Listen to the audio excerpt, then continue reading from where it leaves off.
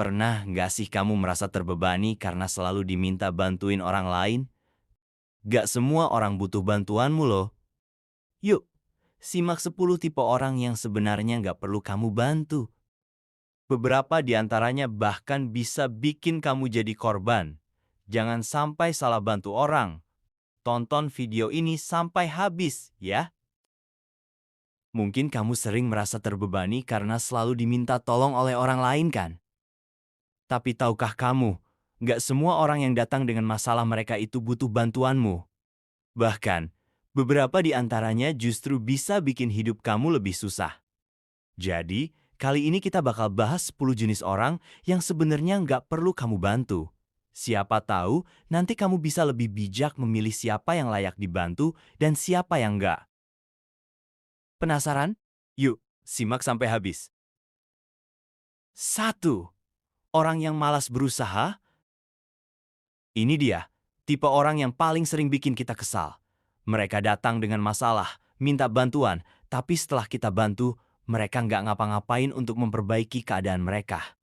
Udah dibantu, mereka malah kembali ke zona nyaman mereka tanpa mau berusaha sedikit pun.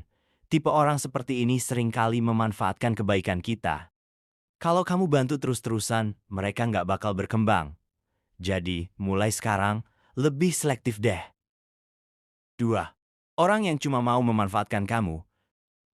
Mungkin mereka sering datang dengan wajah manis, tapi tujuannya cuma satu, mencari celah untuk memanfaatkan kamu. Entah itu dalam bentuk uang, waktu, atau tenaga. Mereka tahu cara memainkan perasaan kamu agar merasa bersalah kalau nggak bantu. Hati-hati dengan tipe orang yang cuma deketin kamu pas lagi butuh bantuan. Jika kamu merasa cuma jadi alat, mungkin sudah saatnya berhenti memberikan pertolongan. 3. Orang yang nggak pernah mengucapkan terima kasih. Ada loh orang yang minta bantuan, lalu setelah dibantu, mereka langsung pergi begitu saja tanpa mengucapkan terima kasih. Bukan masalah besar sih, tapi yang bikin kesal, mereka sering meminta bantuan lagi tanpa rasa malu. Sebenarnya, orang kayak gini cuma menganggap bantuan kamu sebagai kewajiban. Kalau kamu terus-terusan dibikin kayak gitu, kapan kamu bisa merasakan kepuasan? Kalau nggak dihargai, ya mending nggak usah bantu. 4. Orang yang suka menuntut tanpa empati. Tipe orang yang satu ini seringkali merasa kalau kamu punya kewajiban untuk membantu mereka tanpa memikirkan keadaan kamu. Mereka minta bantuan di saat yang sangat tidak tepat dan bahkan bisa memaksakan keinginan mereka pada kamu. Mereka nggak peduli kalau kamu juga punya kesibukan, masalah, atau kebutuhan pribadi. Intinya, mereka mau bantuan kamu, nggak peduli apapun itu. Kalau sudah begini, coba deh pertimbangkan untuk bilang tidak. 5. Orang yang tidak pernah belajar dari pengalaman. Pernah nggak bantuin seseorang yang terus aja bikin kesalahan yang sama? Tipe orang kayak gini memang butuh bantuan, tapi sayangnya mereka nggak pernah mau belajar dari kesalahan mereka. Jadi, mereka terus saja datang dengan masalah yang hampir sama dan berharap bantuan dari kamu. Padahal, tanpa mereka coba memperbaiki atau belajar, bantuan kamu nggak akan efektif. Jadi, daripada bantuin terus, lebih baik beri mereka waktu untuk berpikir dan belajar. 6. Orang yang punya sumber daya tapi malas menggunakan.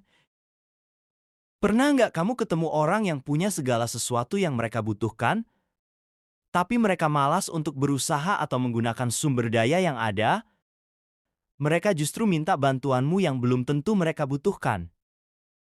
Ini tipe orang yang malas bergerak dan lebih suka mendapatkan apa yang mereka inginkan dengan cara yang mudah, tanpa usaha.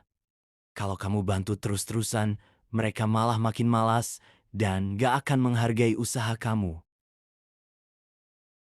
7. Orang yang suka mengeluh tapi tidak tindakan.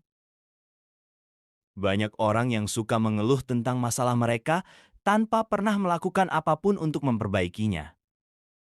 Ketika kamu datang dan menawarkan solusi atau bantuan, mereka akan mulai mengeluh lagi dan mengulang masalah yang sama. Orang-orang seperti ini seringkali mencari perhatian dan tidak pernah serius untuk berubah. Jadi, kalau kamu bantu mereka, hasilnya pasti cuma sebentar, dan mereka akan terus kembali mengeluh. 8. Orang yang tidak menghargai batasan. Batasan itu penting kan? Nah, ada lo orang yang gak mengerti atau bahkan gak peduli sama batasan pribadi kamu. Mereka akan terus-menerus mengganggu waktu dan ruang pribadi kamu untuk meminta bantuan. Bahkan, mereka bisa datang dengan permintaan yang sangat gak wajar dan mengabaikan kenyamanan kamu. Orang seperti ini bisa bikin kamu merasa tertekan. Jadi, kamu harus pintar-pintar bilang tidak, agar nggak jadi korban manipulasi. 9. Orang yang tidak pernah mengubah sikap. Bantuan kamu mungkin bisa menyelesaikan masalah mereka sesaat, tapi kenyataannya mereka nggak akan berubah. Mereka terus berperilaku dengan cara yang sama, dan akhirnya kamu yang jadi kewalahan. Tipe orang ini selalu kembali ke titik awal tanpa ada perbaikan sama sekali. Kalau kamu terus-terusan membantu tanpa ada perubahan, kamu justru bisa merasa kecewa dan lelah. Jangan sampai bantuan kamu justru jadi kebiasaan buruk yang nggak ada ujungnya. 10. Orang yang tidak mau mendengar nasihat. Kamu mungkin bisa memberikan solusi terbaik untuk masalah mereka, tapi mereka malah nggak mau mendengarkan. Orang seperti ini hanya ingin mendapatkan bantuan tanpa ingin mendengarkan saran atau pendapat orang lain. Mereka merasa lebih tahu segalanya, padahal mereka datang dengan masalah yang sama berulang kali. Kalau sudah begitu, bantuan kamu akan sia-sia. Coba pikirkan, apakah mereka layak dibantu? Nah, itu dia 10 tipe orang yang sebenarnya nggak perlu kita bantu. Tentu saja, kita harus bijak dalam memilih siapa yang perlu bantuan kita dan siapa yang sebenarnya hanya akan memanfaatkan kebaikan kita. Mulai sekarang, jangan sampai kamu jadi korban dari orang-orang yang cuma mengandalkan kebaikan hati kamu. Kalau kamu merasa video ini bermanfaat dan ingin lebih banyak lagi tips tentang bagaimana menghadapi orang-orang yang gak tepat untuk dibantu, jangan lupa untuk like, komen, dan subscribe. Klik tombol subscribe sekarang juga, biar gak ketinggalan video-video menarik seputar tips hidup, hubungan, dan pengembangan diri. Sampai jumpa di video selanjutnya.